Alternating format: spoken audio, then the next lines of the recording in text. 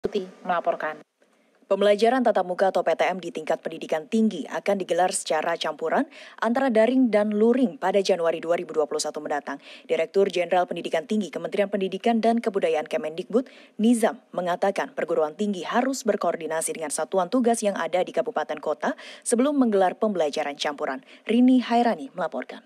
Warga kampus diharapkan dapat menjadi duta perubahan perilaku di lingkungan masing-masing. Pemerintah mengizinkan untuk melakukan pembelajaran tatap muka atau PTM mulai Januari 2021 dengan syarat protokol kesehatan ketat. Di tingkat pendidikan tinggi, pembelajaran tatap muka akan digelar secara campuran antara daring dan luring atau hybrid learning. Direktur Jenderal Pendidikan Tinggi Kementerian Pendidikan dan Kebudayaan, Nizam, dalam konferensi pers virtual terkait surat edaran pembelajaran selama masa pandemi COVID-19 di jenjang pendidikan tinggi dan politeknik pada Rabu, 2 Desember 2020 mengatakan, model pembelajaran campuran ini diterapkan demi menjaga keselamatan dan kesehatan para mahasiswa, dosen, dan juga lingkungan kampus. Diharapkan dengan pembelajaran campuran di lingkungan kampus, mahasiswa dapat menjadi agen perubahan perilaku masyarakat untuk menaati protokol kesehatan. Selain itu, menurut Nizam, perguruan tinggi juga diwajibkan membentuk Satgas Penanganan COVID-19 di lingkungan kampus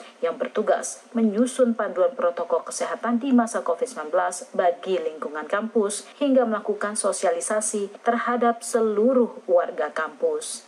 Lingkungan pendidikan tinggi juga kita menyesuaikan dan menyiapkan diri untuk membawa pada kehidupan berdampingan dengan pandemi, yaitu melalui hybrid learning, campuran antara tatap muka dan pembelajaran dalam jaringan. Jangan gagal fokus, bahwa fokus kita adalah memprioritaskan kesehatan dan keselamatan seluruh warga kampus dengan mendorong pada adaptasi dan melindungi diri masing-masing dalam menyelenggarakan program-program pembelajaran. Sekaligus kalau mahasiswa kampus itu bisa menjadi agen perubahan di lingkungannya masing-masing terkait dengan persiapan untuk penyelenggaraan pembelajaran semester depan ini, perguruan tinggi harus berkoordinasi dengan gugus tugas atau satuan tugas penanganan COVID kabupaten kota. Ini perguruan tinggi harus betul-betul siap menerapkan protokol kesehatan sebagaimana yang diatur di dalam keputusan bersama 4 maupun juga pedoman yang sudah dikeluarkan oleh Kementerian Kesehatan. Perguruan tinggi diminta untuk membentuk satuan tugas. Satgas ini tugasnya apa? Menyusun panduan. Kemudian nanti setelah panduan disusun dan disosialisasikan di seluruh jajaran kampus sehingga protokol itu bisa terimplementasi. Kalau ada penyimpangan langsung dilakukan perbaikan teguran.